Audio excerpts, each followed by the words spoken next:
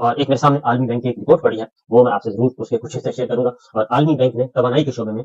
ایک alarming situation بتائی ہے پاکستان میں جو ہونے جا رہی ہے، اور انہوں نے یہ کہا ہے، عالمی بینک کی رپورٹ میں کہا گیا ہے کہ اگر توانائی کے شعبے میں ریفارمز نہ کی گئیں تو پھر بجلی بھی مزید مہنگی کرنی پڑے گی، گیس بھی مزید مہنگا کرنا پڑے گا۔ اور اس وقت بجلی اور گیس کی قیمتیں کس حد تک آگے جا چکی ہیں یہ پاکستان کا ہر خاندان، ہر شہری جانتا ہے، کیونکہ اسے اس وقت سب سے زیادہ جو عذاب نازل ہے وہ بجلی اور گیس کی قیمتوں سے ہے۔ اور بجلی کی صورتحال یہ ہے کہ بجلی کے بڑھتے ہوئے جو ریٹ ہیں انہوں نے بھی پاکستان کے عوام کا، خواہ وہ غریب ہے، وہ مڈل کلاس ہے، وہ لوور مڈل کلاس ہے، وہ اپر مڈل کلاس ہے، سب کا بھوکس نکال دیا ہے۔ اور بچوں کی فیسیں دینے کے لیے پیسے نہیں، اور بجلی کی قیمتیں اس حد تک اوپر جا چکی ہیں کہ بجلی کی قیمت دیتے ہیں تو پھر بچوں کی فیس کی جو ہے اس کی گنجائش نہیں رہتی۔ تنخواہ دار طبقے ہیں جو وہ بہت زیادہ پریشان ہیں، خواہ وہ پرائیویٹ ہے یا گورنمنٹ جاب کرتے ہیں، اور مزدور طبقہ بہت زیادہ پریشان ہے جن کی لگی بندی آمدنی ہے۔ تو اس لیے یہ جنوری 2024 تک پاور سیکٹر کا گردشی قرضہ جو ہے وہ 2635 ارب تک پہنچ چکا ہے، گردشی قرضہ 2635 ارب تک پہنچ چکا ہے۔ بجلی کا جو قرض ہے وہ جی ڈی پی کا 2.4% تک پہنچ چکا ہے، اور گیس کے شعبے میں جو سرکولر ڈیٹ ہے گردشی قرضہ وہ 2866 ارب روپیہ ہے، 2866 ارب روپیہ،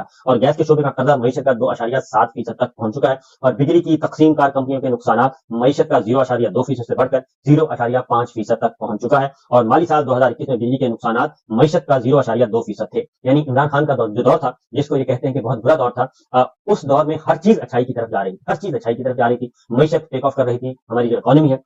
شرح نمو 6.2% تک۔ اور یہ ایک اور یہ ہماری اور میری آپ کی رپورٹ نہیں ہے، یہ عالمی بینک کی رپورٹ ہے کہ مالی سال 2021 میں بجلی کے نقصانات معیشت کا صرف 2.2% تھے، اور اس وقت بڑھ کر وہ ہو چکے ہیں 0.5%، 0.3% اس میں اضافہ ہو چکا ہے،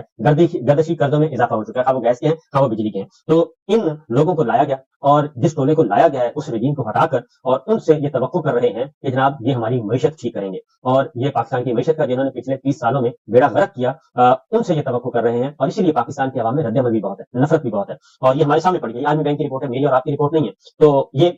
شکر بورڈ کی طرح اپنی گردن جو ہے وہ ریت میں دے رہے ہیں، بغض عمران میں اور بغض پاکستان تحریک انصاف میں، پاکستان کے عوام سے بغض کر رہے ہیں بنیادی طور پہ، کیونکہ مسئلہ ان کا اپنا تھا، اور اسی لیے یہ سارا رجیم چینج کا ڈرامہ کیا گیا۔ اور اب ہر رپورٹ کہہ رہی ہے کہ عمران خان صاحب کا 3.5 پونے 4 سال کا جو دور تھا وہ بہترین دور تھا اکانومی کے اعتبار سے، اور پاکستان کا جو دور ہے، عمران خان صاحب کا جو دور ہے، اور خاص طور پر اس میں جس طریقے سے کووڈ کو ہینڈل کیا، وہ ایک رول ماڈل بن چکا تھا پوری دنیا میں۔ تو یہ اس شخص کو انہوں نے ہٹایا اور اس شخص کو جیل میں ڈالا، جس کا ابھی تک نہ اس کے نہ اس کی کیبنٹ کے خلاف کوئی ایک بھی کرپشن کا کیس ملا۔ اسی لیے عالمی بینک کی رپورٹ اب آپ کو میں بتا دیتا ہوں۔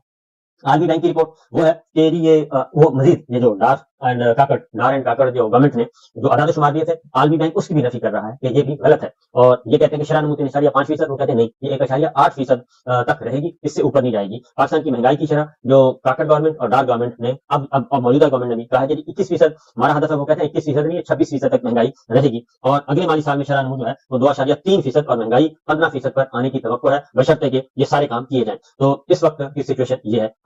ہر رپورٹ جو ہے وہ پاکستان تحریک انصاف کے دور کو بہتر قرار دے رہی ہے۔ اسی لیے